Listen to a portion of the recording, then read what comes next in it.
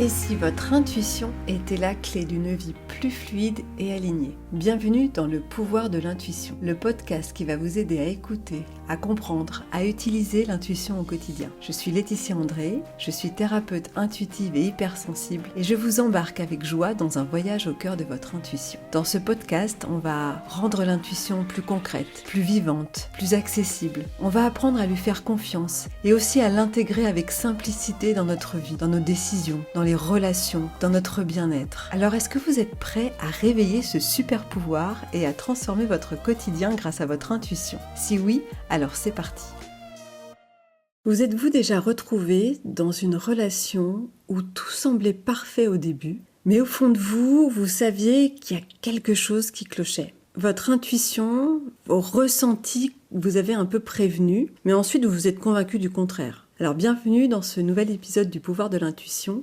Et aujourd'hui, on va parler d'un sujet assez intéressant, mais parfois sensible pour toute personne qui veut comprendre pourquoi elle revit aussi les mêmes schémas avec des personnes différentes et qui après coup se disait « je le savais ». On va voir ensemble comment reconnaître si une relation est bonne pour soi grâce à notre intuition et aussi pourquoi des fois on s'embarque dans des trucs pas possibles. Qu'est-ce qu'on a à apprendre derrière ces relations dans lesquelles on n'écoute pas notre intuition et pourtant notre intuition nous dit stop. Alors toutes nos relations sont des terrains d'apprentissage de soi-même car elles nous renvoient à nos limites, elles nous renvoient à nos blessures, à tout ce qu'on a accompli, aux expériences qu'on a vécues. Et apprendre à écouter notre intuition peut réellement nous éviter beaucoup de souffrance. Notre intuition, c'est ce ressenti immédiat qu'on va avoir, cette sensation qu'on peut avoir dans le corps, ou alors une évidence soudaine, ou comme si on avait une petite voix évidemment qui nous murmure, elle est pas là, mais elle peut nous murmurer attention, il y a quelque chose qui va pas.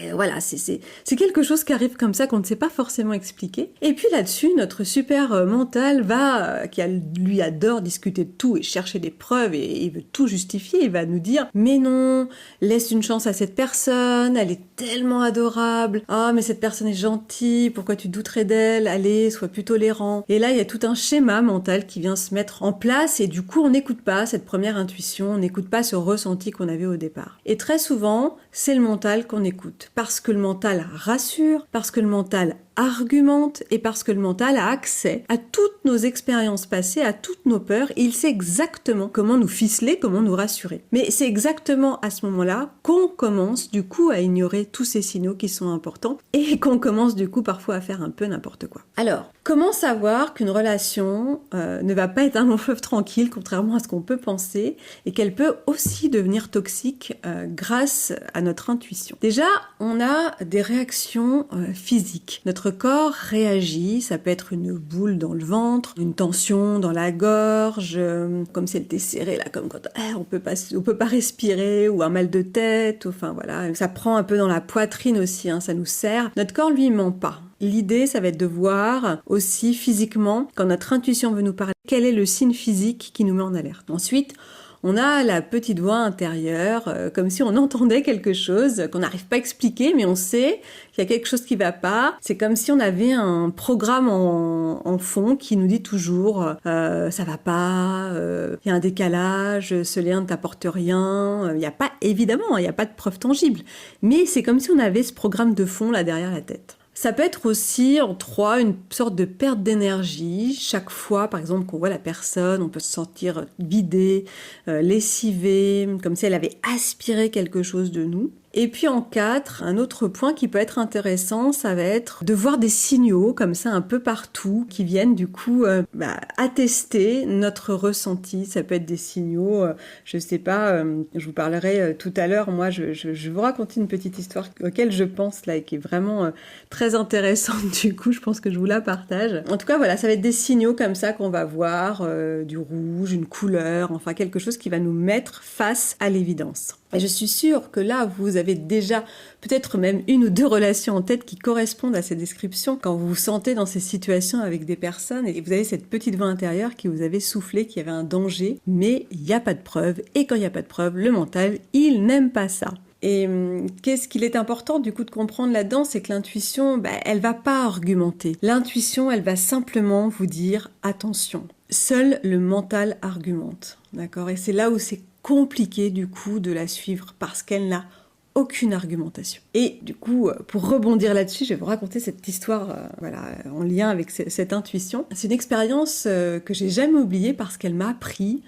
à quel point l'intuition parle avant les faits, même quand on ne veut pas l'entendre. J'avais 18 ans quand j'ai rencontré une amie, dont je tairai le prénom. Donc on était au lycée, on s'entendait très bien, c'était une amitié de jeunesse, pleine de rire, de confidence, de complicité, voilà, comme on peut avoir au lycée. Et pendant des années, tout s'est très bien passé. Et puis un jour, quelque chose a changé. Alors j'étais en couple à cette période-là et avec le recul, je pense que c'est ce qui a déclenché quelque chose chez elle. Mais sur le moment, je ne m'en suis absolument pas rendu compte.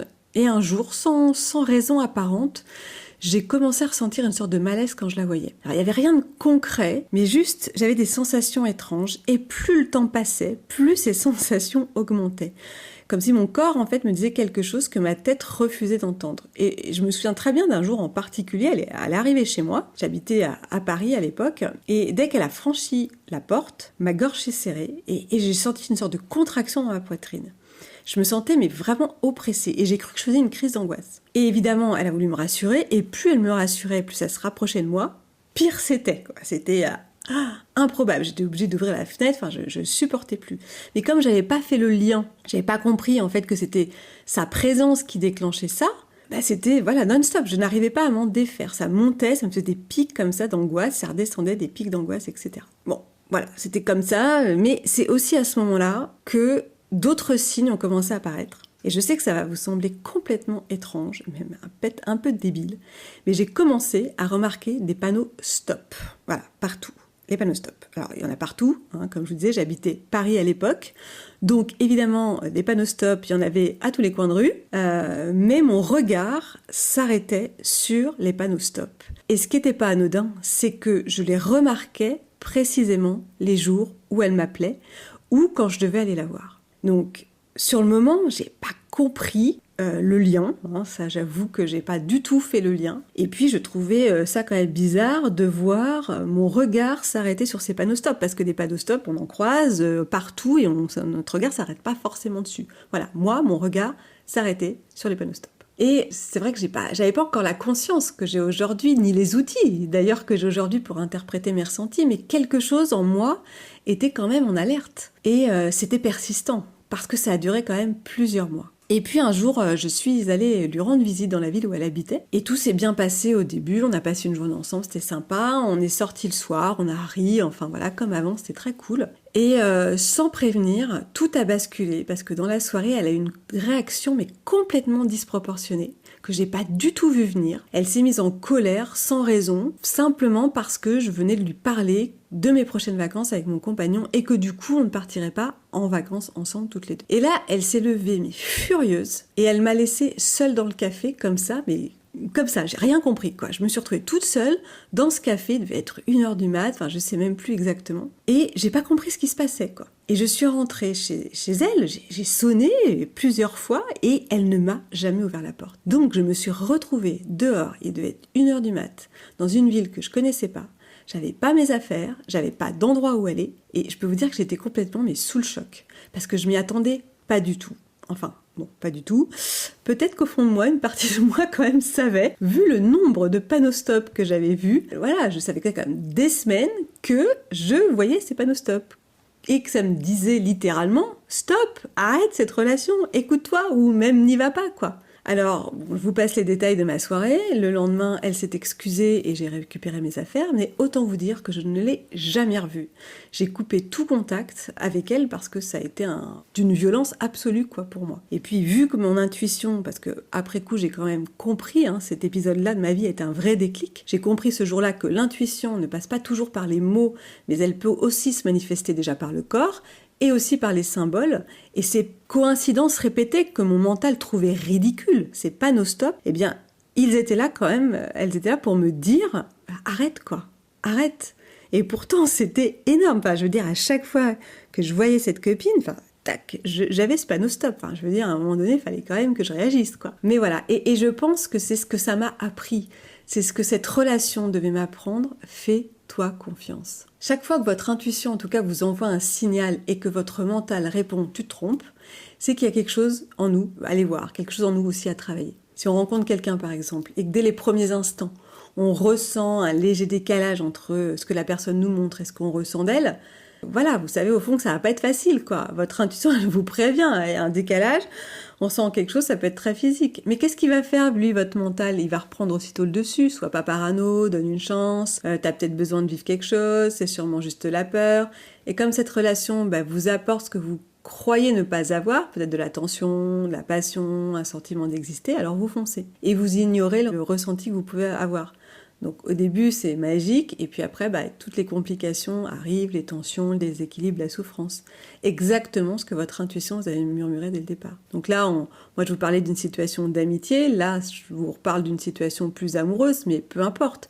Dans les relations, c'est tout ça qui joue en fait. Pourquoi ? Parce que l'intuition, elle n'est pas là pour nous empêcher de vivre une expérience. Elle nous dit au contraire, vas-y, il n'y a pas de problème, mais sache que ça va être challengeant.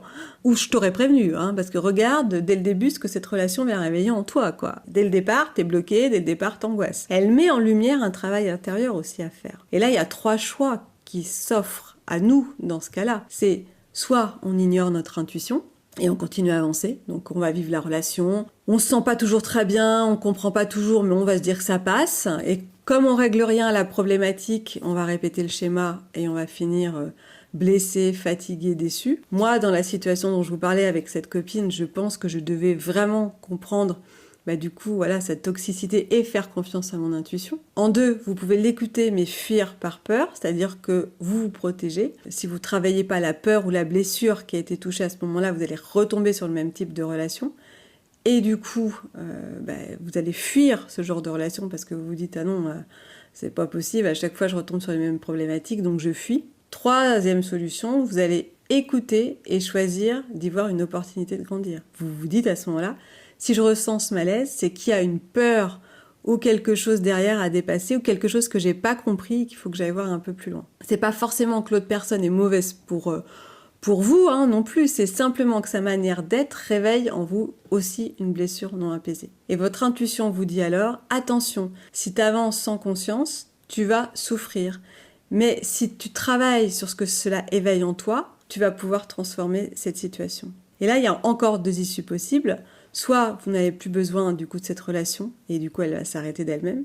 Soit la relation s'apaise parce que vous avez changé le schéma et là, elle peut enfin fonctionner autrement. Dans les 2 cas, vous avez grandi, vous avez évolué et vous allez libérer un ancien schéma. Donc notre intuition, elle est vraiment là pour nous mettre en avant quelque chose à transcender, quelque chose à libérer. Et pourquoi on ne l'écoute pas ? Parce que notre mental prend le dessus, parce qu'on a peur de perdre la relation, parce qu'on espère que l'autre va changer, et aussi parce qu'on n'a pas encore compris que c'est à nous d'évoluer. Et peut-être que si on guérit, par exemple, notre dépendance affective, on va arrêter du coup d'attirer les mêmes personnes. Et du coup, on ne ressentira plus toujours à ce moment-là cette problématique d'étouffement ou ce sentiment qu'on n'est pas à la bonne place, etc. Puis il y a l'éducation aussi. On nous a appris à être gentil, on nous a appris à pas faire de vagues, à accepter même quand ça fait mal. Donc forcément, on dit rien, on a la croyance qu'on doit tout supporter. Alors qu'en fait, on mérite tous d'avoir des relations beaucoup plus saines. Donc concrètement, je vais vous montrer un petit exercice que vous pouvez faire. Vous pouvez observer votre corps, tenir une sorte de petit journal et noter comment vous vous sentez avant ou après chaque interaction avec la personne à laquelle vous pensez. Écoutez aussi la première impression, elle est souvent la plus juste et donnez-vous la permission d'agir. Si votre intuition dit que quelque chose n'est pas juste, vous avez le droit de poser une limite, même sans explication rationnelle. Ensuite, allez voir pourquoi ça vous touche. Travaillez-le et vous saurez si vous souhaitez rester ou non. Vous avez du coup tout un processus. J'ai une intuition, je ressens que quelque chose n'est pas aligné. J'ai le droit de dire stop, j'ai le droit de dire moi j'ai plus envie, c'est pas possible, ça me fout mal, voilà. Et j'ai aussi la possibilité d'aller voir ce que ça touche en moi pour aller le travailler. Donc vraiment l'intuition, elle nous parle de notre relation à l'autre, mais elle nous parle aussi de nous et de ce qu'on peut travailler en nous, de ce que cette relation va réveiller. Voilà, c'est 2 volets à voir dans l'intuition relationnelle que je trouve absolument hyper intéressante. Voilà ce que je voulais partager avec vous aujourd'hui. Votre intuition, c'est votre meilleur garde-fou pour reconnaître une relation qui peut être toxique ou qui ne vous convient plus, mais aussi pour comprendre quand il est temps de travailler sur vous. Elle vous parle à travers votre corps, votre énergie, vos ressentis. Alors la prochaine fois que vous sentez ce malaise, au lieu de le balayer, prenez-le au sérieux. Si cet épisode vous a plu, abonnez-vous pour ne rien manquer des prochains épisodes. Vous pouvez aussi écouter l'épisode 9 sur l'intuition relationnelle qui complétera parfaitement celui-ci. Vous pouvez aussi laisser un avis, commentaire sur Spotify ou Apple Podcast. Ça m'aide énormément à faire connaître le podcast et ça me fait aussi plaisir à chaque fois de vous lire. Si vous avez envie d'aller aussi plus loin pour développer votre intuition, j'ai une formation qui s'appelle « Développer votre intuition, pensez moins, ressentez plus ». En tout cas, vous pouvez la retrouver sur mon site, tous les liens seront dans la description. Et puis toujours, pareil, vous avez le livre aussi, Vous et les autres, faites confiance à votre intuition, où j'analyse ces liens que nous créons les uns avec les autres et comment faire de notre intuition une vraie force dans nos relations. Merci d'avoir été là, prenez soin de vous et surtout, faites confiance à votre intuition. C'est déjà la fin de cet épisode, j'espère qu'il vous aura aidé à voir votre intuition autrement. Dites-moi en commentaire ce que vous en avez pensé et si vous voulez aller plus loin, vous pouvez me suivre sur Instagram, tous les liens sont dans la bio. N'hésitez pas à partager cet épisode si vous connaissez quelqu'un qui aurait bien besoin d'écouter son intuition un peu plus. En tout cas, on se retrouve très vite pour un nouvel épisode. D'ici là, observez, testez, faites confiance à cette petite voix intérieure. À bientôt!